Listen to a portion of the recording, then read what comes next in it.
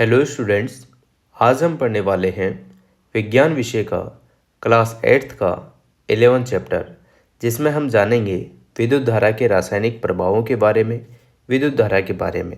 तो आप लोग वीडियो पूरा देखिएगा। जो भी क्लास 8th का स्टूडेंट है उसके लिए तो इम्पोर्टेंट है ही सही, साथ में जो रेलवे वगैरह की या अदर कंपटीशन की तैयारी कर रहे हैं, जिनमें विज्ञान विषय का महत्वपूर्ण किरदार है, महत्वपूर्ण प्रश्न आते हैं, तो आप लोग ज़रूर पूरा वीडियो देखिएगा ताकि आपकी हेल्प हो सके, आपकी क्वेश्चन अटेम्प्टिंग अच्छी हो सके। वीडियो को अंत तक देखिएगा और अगर आप चैनल पर नए हैं तो चैनल को सब्सक्राइब, वीडियो को लाइक और बेल आइकन ज़रूर दबा लीजिएगा। तो स्टार्ट करते हैं। इससे पहले मैंने 10 चैप्टर क्लास 8th के ऑलरेडी अपलोड कर दिए हैं, आप लोग ज़रूर देख लीजिएगा। क्लास 7th के भी कर दिए हैं और क्लास 6 के भी कर दिए हैं विज्ञान विषय के। तो चलिए स्टार्ट करते हैं। क्या कहना चाहता है चैप्टर, इसके बारे में जानते हैं। देखो, आपके अभिभावकों ने, यानी कि अभिभावक मतलब आपके माता पिता जो होते हैं वो, आपके अभिभावकों ने संभवतः आपको यह चेतावनी दी होगी कि गीले हाथों से किसी भी विद्युत सांद्रित्र को न छुएं। कहने का मतलब मेरा ये है, या कहने का मतलब चैप्टर का ये है कि जब भी आपके गीले हाथ रहते हैं, गीले पैर रहते हैं, तो आपके माता पिता कहते हैं कि बेटा लाइट के हाथ मत लगाओ, या कोई भी प्लग वगैरह तो चप्पल पहन लो, प्लास्टिक की चप्पल पहन लो, ऐसा कुछ कहते होंगे। ये बातें कॉमन है, आप सभी ने सुनी भी होगी। परंतु क्या आप जानते हैं कि गीले हाथों से किसी विद्युत सांद्रित्र को छूना क्यों खतरनाक है? चलिए बात करते हैं, चैप्टर की भाषा में ही आप लोगों को समझाते हैं। देखो, हम पहले ही सीख चुके हैं कि जो पदार्थ अपने से होकर विद्युत धारा को प्रवाहित होने देते हैं वे विद्युत के सुचालक यानी कि अच्छे चालक होते हैं, उनमें करंट का फ्लो होता है। ठीक है। इसके विपरीत जो पदार्थ अपने से होकर विद्युत धारा को आसानी से प्रवाहित नहीं होने देते वे विद्युत के हीन चालक होते हैं। ठीक है, इस बात को आपको ध्यान रखना है, याद रखना है। ठीक है, आगे देखते हैं। कक्षा 6 में यह जांच करने के लिए कि कोई पदार्थ अपने से विद्युत धारा को प्रवाहित होने देता है या नहीं, हमने एक संप्रेक्षित यानी कि टेस्टर बनाया था।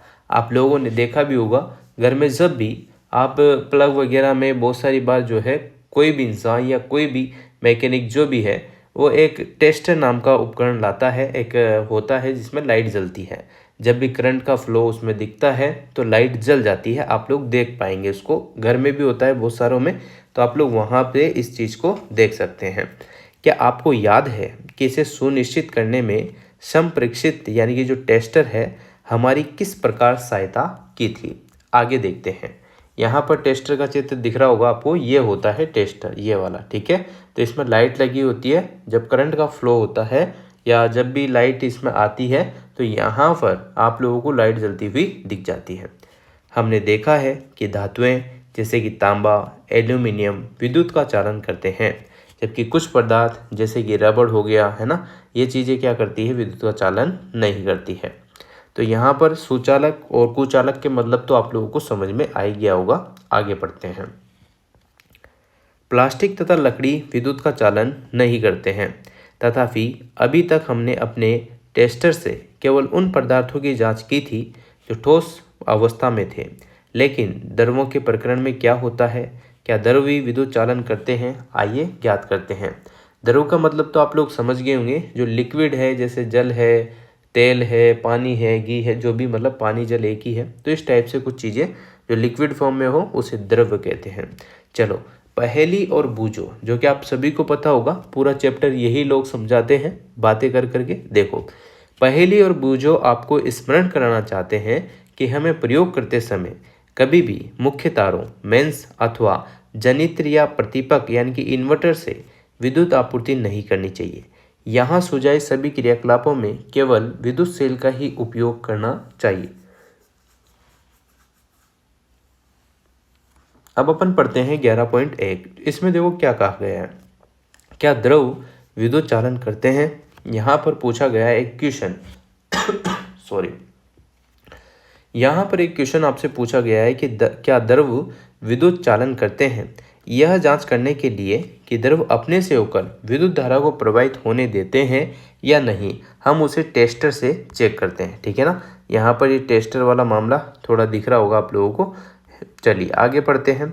चित्र 11.1 यानी कि चित्र 11.1 में आप लोगों को दिख रहा होगा ये चीज़ें। यहाँ पर आपको टेस्टर दिख रहा है, एक बल्ब दिख रहा है, यहाँ पर एक सेल लगा हुआ है, ठीक है ना। तो इस टाइप से यहाँ पर आप लोग देख पा रहे होंगे, जब भी इस प्लास्टिक के टच करा रहे हैं, यहाँ पर ये प्लास्टिक के टच कर रहा है, तो यहाँ पर कोई भी बल्ब आपको जला हुआ नहीं दिख रहा है। जबकि जस्ट इधर देखो, एक जो ये तार है इसको लोहे के टच करा रहे हैं, सेल के टच करा रहे हैं, तो आपको बल्ब जला हुआ दिख रहा है। तो इस टाइप से ये सुचालक है और ये हीन चालक है, ठीक है।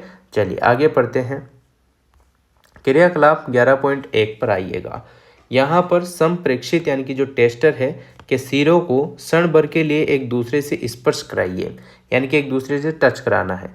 ऐसा करते ही संप्रेक्षित का परिपथ पूरा हो जाता है और बल्ब दीप्त हो जाना चाहिए, यानी कि जल जाना चाहिए।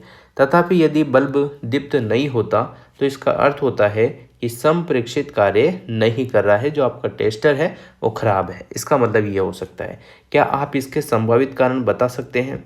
क्या यह संभव है कि तारों के संयोजन शिथिल हो या बल्ब फ्यूज हो गया हो, अथवा आपके सेल बेकार हो गए हो? जांच कीजिए कि सभी संयोजन कसे हुए हैं या नहीं। यदि संयोजन पहले से ही कसे हुए हैं तो बल्ब को बदल दीजिए। हो सकता है आपका बल्ब खराब हो गया हो, बहुत सारी चीज़ें। अब फिर जांच कीजिए कि संप्रेक्षित कार्य कर रहा है या नहीं। आपका जो टेस्टर है उसमें लाइट का फ्लो आ रहा है या नहीं आ रहा है।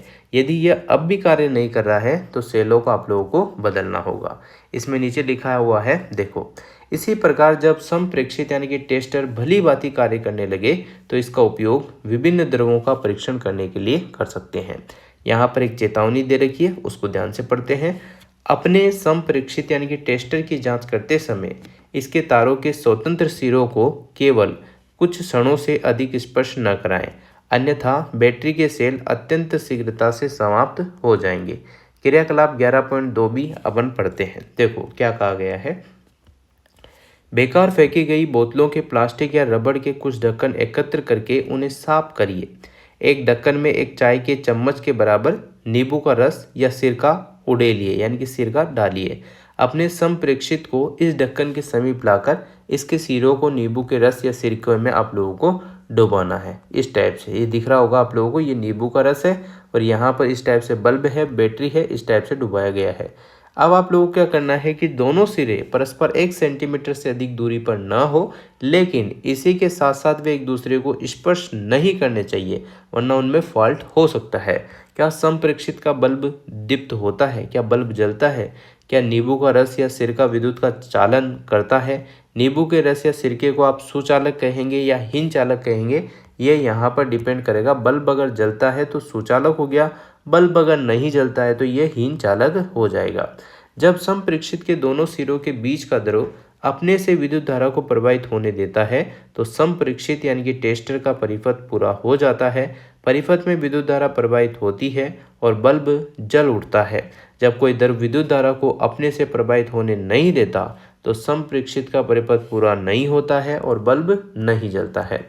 यहाँ पर आगे पढ़ते हैं।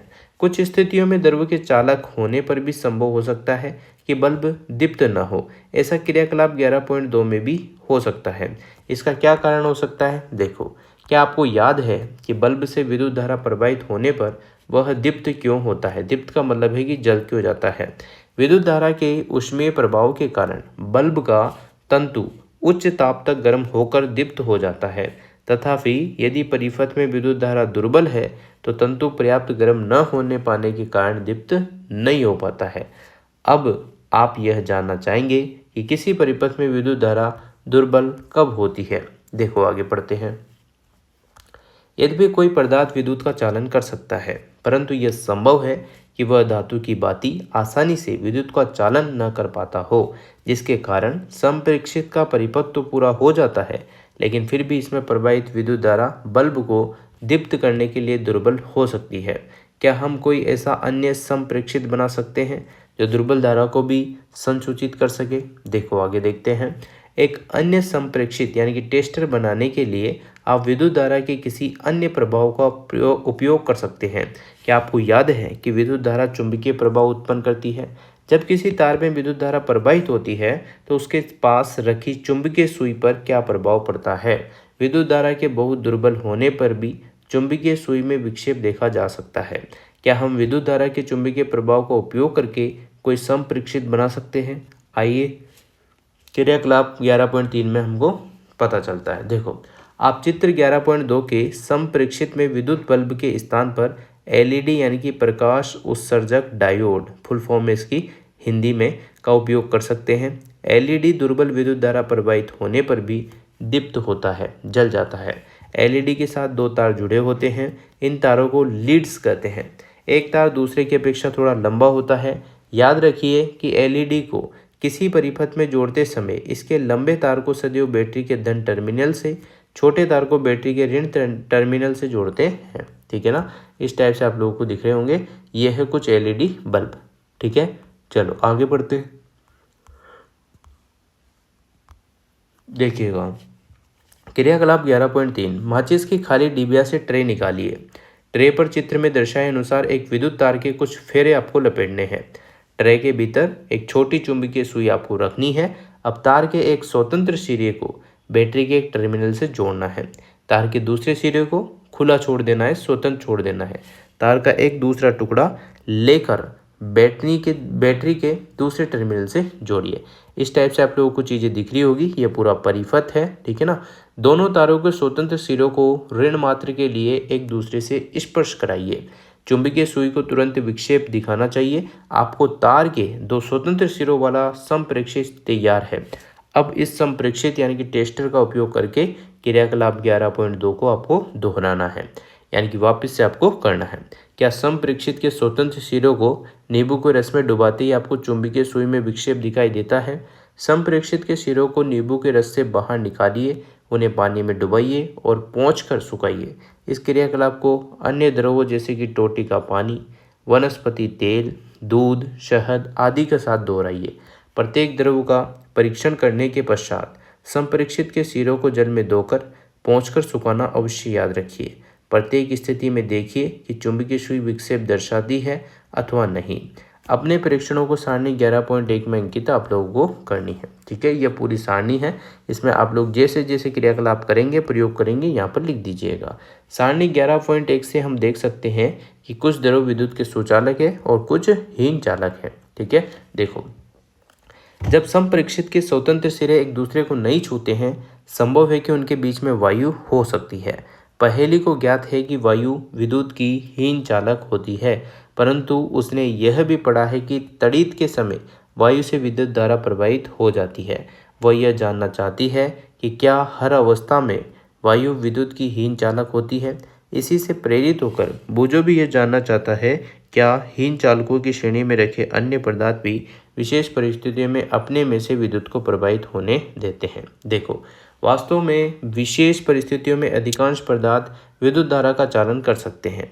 यही कारण है कि पदार्थों को चालकों तथा विद्युत रोधियों के रूप में वर्गीकृत करने की अपेक्षा अच्छे चालकों, सुचालकों तथा हीन चालकों के रूप में वर्गीकृत करने को अधिक मान्यता दी जाती है। ठीक है, आगे देखिएगा। हमने टोटी के पानी द्वारा विद्युत चालन का परीक्षण किया। आइए अब आसुत जल द्वारा विद्युत चालन का परीक्षण करते हैं। क्रियाकलाप 11.4 दिया गया है, इसको ध्यान से पढ़ते हैं। देखो, एक स्वच्छ तथा सूखे प्लास्टिक या रबड़ के ढक्कन में लगभग 2 चाय के चम्मच की बराबर आसुत जल आपको भरना है। आप आसुत जल को अपने विद्यालय की प्रयोगशाला से प्राप्त कर सकते हैं। आप किसी दवाई की दुकान या डॉक्टर या नर्स से भी जो है आसुत जल ले सकते हैं। संप्रेक्षित का उपयोग करके परीक्षण आपको करना है, यानी कि टेस्टर का यूज करके कि आसुत जल विद्युत चालन करता है अथवा नहीं। आप क्या पाते हैं कि आसुत जल विद्युत चालन करता है। अब एक चुटकी साधारण नमक लेकर इसे आसुत जल में घोलिए। फिर आप लोग जो है परीक्षण कीजिए। इस बार आप क्या निष्कर्ष निकालते हैं। जब हम आसुत जल में नमक घोलते हैं तो हमें नमक का घोल प्राप्त होता है। ये विद्युत का अच्छा चालक होता है। जो जल हमें नलों, हैंडपंपों, कुओं, तालों आदि से, सॉरी यहाँ पर तालों है, तालाबों लिखा होगा पर बाय मिस्टेक हो गया होगा, आदि से प्राप्त होता है, वह शुद्ध नहीं होता है। इसमें अनेक लवण गुले हो सकते हैं। खनिज लवणों की थोड़ी मात्रा इसमें प्राकृतिक रूप से विद्यमान होती है, इसलिए यह जल विद्युत का सुचालक होता है। इसके विपरीत आसु जल लवणों से मुक्त होने के कारण हीन चालक होता है।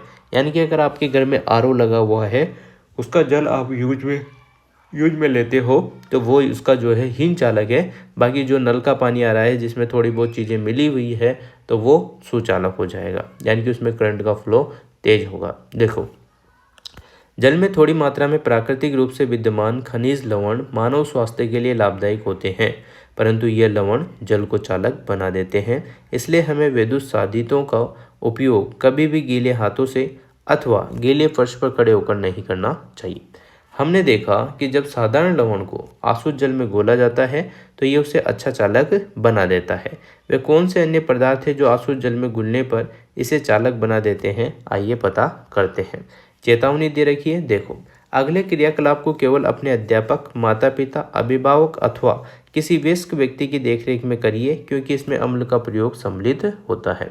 क्रियाकलाप 11.5 देखो, बोतलों के प्लास्टिक या रबड़ के 3 स्वच्छ ढक्कन लीजिए। प्रत्येक में लगभग 2 चाय के चम्मच के बराबर आसुत जल आपको भरना है। एक ढक्कन के आसुत जल में कुछ बूंदे नींबू के रस या तनु हाइड्रोक्लोरिक अम्ल की मिलाइए। अब दूसरे ढक्कन के आसुत जल में कास्टिक सोडा और साथ में ही पोटेशियम आयोडाइड जैसे क्षारक की कुछ बूंदें आपको मिलानी है। तीसरे ढक्कन के आसुत जल में थोड़ी सी चीनी डालकर आपको घोल लेना है। परीक्षण कीजिए, इन विलयनों में से कौन सा विलयन विद्युत का चालन करता है, कौन सा नहीं करता है, आपको क्या परिणाम प्राप्त होते हैं, ये आपसे पूछा गया है। ठीक है, तो यहाँ देखो भाई, विद्युत चालन करने वाले अधिकांश द्रव अम्लों, क्षारकों, लवणों के विलयन होते हैं। जब विद्युत धारा किसी चालक विलयन से प्रभावित होती है तो क्या वह उस विलयन में कोई प्रभाव उत्पन्न करती है। यहाँ पर देखिएगा 11.2। ठीक है, विद्युत धारा के रासायनिक प्रभाव, जो कि अपने चैप्टर का नाम भी है, तो इसमें जानते हैं। कक्षा 7 में हमने विद्युत धारा के कुछ प्रभावों के बारे में सीखा था। क्या आप इन प्रभावों की सूची बना सकते हैं। जब विद्युत धारा किसी चालक विलयन से प्रभावित होती है तो यह क्या प्रभाव उत्पन्न करती है, आइए पता लगाते हैं। चलो, यहाँ पे लिखा हुआ है क्रियाकलाप 11.6, देखिएगा इसको भी। तो बेकार सेलों से सावधानी पूर्वक कार्बन की छड़ें निकालिए। उनके धातु की टोपियों को रेगमाल से साफ करके इन पर तांबे के तार लपेटिए और उन्हें एक बैटरी से जोड़ दीजिएगा, जैसे 11.5 में दिखाया गया है। ठीक है, इन 2 छड़ों को हम इलेक्ट्रोड कहते हैं। इस टाइप से आप लोगों को चित्र देखने को मिल रहा होगा। कार्बन की छड़ है एक तरफ धातु की टोपी और कार्बन की छड़ है, नीचे जल है। ठीक है, चलिए आगे बढ़ते हैं। स्थान पर आप लगभग 6 सेंटीमीटर लंबी लोहे की कीलें भी ले सकते हैं। किसी कांच के गिलास या प्लास्टिक के कटोरे में एक प्याला आपको जल भरना है। जल को और अधिक चालक बनाने के लिए उसमें एक छोटा चम्मच भरकर साधारण नमक या नींबू का रस भी आप लोग जो है कुछ बूंदे मिला सकते हैं। अब इस विलयन में इलेक्ट्रोडों को डुबाना है। यह सुनिश्चित कीजिए कि कार्बन की छड़ों की धातु की टोपियां जल से बाहर रहें। 3-4 मिनट तक प्रतीक्षा कीजिए। इलेक्ट्रोडों को ध्यानपूर्वक देखिए। क्या आप इलेक्ट्रोडों के समीप किसी गैस के बुलबुले देख पाते हैं। क्या हम विलयन में हो रहे परिवर्तनों को रासायनिक परिवर्तन कह सकते हैं। कक्षा 7 में पड़ी हुई रासायनिक परिवर्तन की परिभाषा का आप लोगों को स्मरण करना है। यहाँ पर एक वैज्ञानिक हुए थे, उनके बारे में थोड़ा बताया गया है, तो देखिए। सन 1800 में एक ब्रिटिश रसायनज्ञ विलियम निकलसन 1753 से 1815 ने यह दर्शाया कि यदि इलेक्ट्रोड जल में डूबे हो और उनके द्वारा विलयन से विद्युत धारा प्रवाहित हो जाए तो ऑक्सीजन तथा हाइड्रोजन के बुलबुले उत्पन्न होते हैं। ऑक्सीजन के बुलबुले बैटरी के धन टर्मिनल से जुड़े इलेक्ट्रोड पर तथा हाइड्रोजन के बुलबुले दूसरे इलेक्ट्रोड पर बनते हैं। किसी चालक विलयन से विद्युत धारा प्रवाहित होने पर, यानी कि कोई भी चालक विलयन है उससे विद्युत धारा प्रवाहित हो रही है, करंट का फ्लो हो रहा है, तो रासायनिक अभिक्रियाएं होती है। इसके फलस्वरूप इलेक्ट्रोडों पर गैस के बुलबुले बन सकते हैं। इलेक्ट्रोडों पर धातु के निक्षेप देखे जा सकते हैं। विलयनों के रंग में परिवर्तन हो सकता है। यह रासायनिक अभिक्रिया उपयोग किए जाने वाले विलयन और इलेक्ट्रोडों पर निर्भर करती है। ये विद्युत धारा के कुछ रासायनिक प्रभाव है। अब यहाँ पर देखो, बूजों ने कहा है कि बूजों ने यह परीक्षण करने का निश्चय किया क्या कुछ फसल या वनस्पतियां भी विद्युत चालन करती है या नहीं। उसने एक आलू के 2 बराबर भागों में काटा। एक आलू को काट लिया उसने, संप्रेक्षित यानी कि टेस्टर के तांबे के तारों को इसमें निर्वेशित कर दिया। तभी उसकी माँ ने उसे बुला लिया और वो आलू से निर्वेशित किए गए संप्रेक्षण के तारों को बाहर निकालना भूल गया। लगभग आधे घंटे के पश्चात जब वो वापस आया तो उसने देखा कि आलू में एक तार के चारों ओर नीला हरा सा तांबा धब्बा बन गया है, जबकि दूसरे तार के चारों ओर ऐसा कोई धब्बा नहीं है। ठीक है, इस टाइप से ये दिख रहा होगा हरा हरा। चलो देखो, उसे इस परीक्षण पर बड़ा आश्चर्य हुआ और उसने पहेली के साथ इस क्रियाकलाप को कई बार दोहराया। उन्होंने पाया कि हर बार धन टर्मिनल से संयोजित तार के चारों ओर ही नीला हरा धब्बा बनता है। उन्होंने अनुभव किया कि यह खोज अत्यंत लाभप्रद है, क्योंकि इसका उपयोग किसी बॉक्स में छिपी बैटरी या सेल के धन टर्मिनल की पहचान करने के लिए किया जा सकता है। उन्होंने अपनी इस खोज को बच्चों की एक पत्रिका में छपवाने का निश्चय किया। याद रखिए कि बूजो ने इस परीक्षण से प्रारंभ किया था कि आलू विद्युत चालन करता है या नहीं। ठीक है ना, चलिए आगे पढ़ते हैं। देखो भाई, आगे देखो। उसने पाया कि विद्युत धारा आलू में एक रासायनिक प्रभाव उत्पन्न करती है। उसके लिए अत्यंत उत्तेजक खोज थी। वास्तव में विज्ञान में कभी कभी ऐसे भी हो जाता है कि आप खोज किसी चीज़ की कर रहे हो और खोज कुछ और लेते हो, तो ये बहुत ही महत्वपूर्ण प्रकार हो जाता है। यहाँ पर देखो विद्युत लेपन क्या होता है, देखिएगा। स्मरण कीजिए कि बिल्कुल नई साइकिल का हैंडल तथा पट्टियों के रिम कितने चमकदार होते हैं, तथापि यदि दुर्घटनावश इसमें खरोंच पड़ जाए तो चमकदार परत उतर जाती है, उसके नीचे की जो सतह है इतनी चमकदार नहीं होती है। आपने कुछ महिलाओं के ऐसे आभूषण पहने हुए भी देखा होगा जो देखने में सोने के प्रतीत होते हैं, तथापि लगातार उपयोग से इनकी सोने की परत उतर जाती है और नीचे की चांदी या किसी अन्य धातु की सतह दिखाई देने लगती है। इन दोनों ही परिस्थितियों में एक धातु के ऊपर दूसरी धातु की परत चढ़ी होती है। क्या आप जानते हैं एक धातु की सतह के ऊपर दूसरी धातु की परत किस प्रकार निक्षेपित कर दी जाती है? आइए इसे स्वयं करके देखते हैं। 11.7 यहाँ पर है, इसमें आप लोगों को एक प्रयोग दिया गया है, इसके बारे में बताया गया है। देखो पढ़ते हैं। इस क्रियाकलाप के लिए हमें कॉपर सल्फेट तथा लगभग 10 सेंटीमीटर 4 सेंटीमीटर साइज के तांबे की 2 प्लेट चाहिए। किसी स्वच्छ तथा सूखे बीकर में 250 ml आसुत जल आपको लेना है। इसमें चाय की 2 चम्मच भरकर कॉपर सल्फेट आप लोगों को घोलना है। ठीक है ना। अधिक चालक बनाने के लिए कॉपर सल्फेट विलयन में कुछ बूंदे आपको तनु H2SO4 यानी कि सल्फ्यूरिक अम्ल की भी डालनी है। तांबे की प्लेटों को रेगमाल से आपको साफ करना है। इन्हें पानी में धोकर सुखाना है। तांबे की प्लेटों को एक बैटरी के टर्मिनलों से संयोजित कीजिए। उन्हें कॉपर सल्फेट के विलयन में डुबाइए। ठीक है, इतना समझ में आपको आ गया होगा इस डायग्राम से। ठीक है ना। चलो, परिपथ में लगभग 15 मिनट तक विद्युत धारा प्रवाहित होने दीजिए। अब विलयन में से इलेक्ट्रोडों को हटाइए, है ना, और इन्हें ध्यानपूर्वक देखना है कि क्या उसमें से किसी एक में कुछ अंतर पाते हैं। क्या आप इस पर कोई परत चढ़ी देखते हैं? इस परत का रंग कैसा है? बैटरी के उस टर्मिनल को नोट कीजिए जिससे इलेक्ट्रोड संयोजित है। विद्युत लेपन के क्रियाकलाप को करने के पश्चात पहेली ने इलेक्ट्रोडों को आपस में बदलकर क्रियाकलाप को दोहराया। आपके विचार में इस बार वह क्या परीक्षण करेगी?